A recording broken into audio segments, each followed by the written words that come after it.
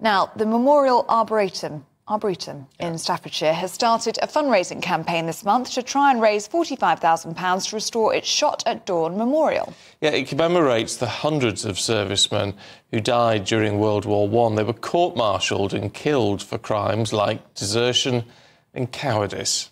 Jack Carson has the story. In World War I, 309 soldiers from Britain and the Commonwealth were shot at dawn. The majority killed for the likes of desertion, cowardice and sleeping at post. Appearing at their court-martial with no real opportunity for defence, these men were told they had brought shame on their country and would be held in the highest disregard to discourage anyone else from doing the same. Today, it's widely recognised that many of the soldiers were likely suffering from post-traumatic stress disorder. In 2001, the Shot at Dawn Memorial was unveiled at the National Memorial Arboretum as a way to remember the hundreds who had been killed. Now, more than 20 years on, the Arboretum has launched a fundraising campaign to ensure the preservation of the site.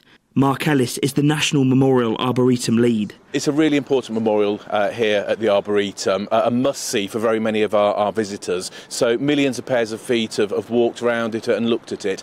But it's also in an area of site that gets a lot of flooding, particularly in recent times. We need to raise around £45,000 to renovate and restore the memorial and to make sure that we can look after it for generations to come. The posts need replacing, the ground needs relaying and redoing. In front of the statue are 6 conifer trees to represent the firing squad aiming for the target around the statue's neck. Andy de Comin is the sculptor behind the piece. Obviously very young looking. The disc around his neck is actually a target. They used to either pin a piece of paper to them or have some sort of target for the firing squad to aim at, so that it was over the top of the heart. You'll see that he's got no buttons, his epaulette's fallen from his shoulder. Part of the court-martial would have been dishonourable discharge, so they've been stripped of rank and insignia. His feet are trapped in this block. It's kind of a metaphor for the fact that he's trapped in a situation that he can't extricate himself from, and then obviously blindfolded, hands tied behind his back. The memorial sits on the eastern edge of the Arboretum site, where it's the first to be touched by the sun's rays at dawn. On the 7th of November 2006, the British government agreed to give a posthumous pardon to those executed for varying military offences in the First World War. One of those soldiers was 17-year-old Herbert Burden. He was part of the 1st Battalion Northumberland Fusiliers, and at 16 he had lied that he was 2 years older so he could fight in the war. 10 months later, he was court-martialled after leaving his post, reportedly to comfort a bereaved friend stationed nearby. The officers considering Burden's case heard his unit had been issued orders to make for the front just before he went missing.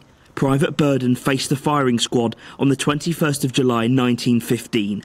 At 17, he was still too young to even officially be in his regiment. Work begins on the memorial in early May, and with the help of public donations, the Arboretum hopes the memories of those shot at dawn can live on for decades to come. Jack Carson, GB News, Staffordshire. It's a disgrace. It really is. When you look back at I know it was a different time, but honest to God, it's a disgrace what happened.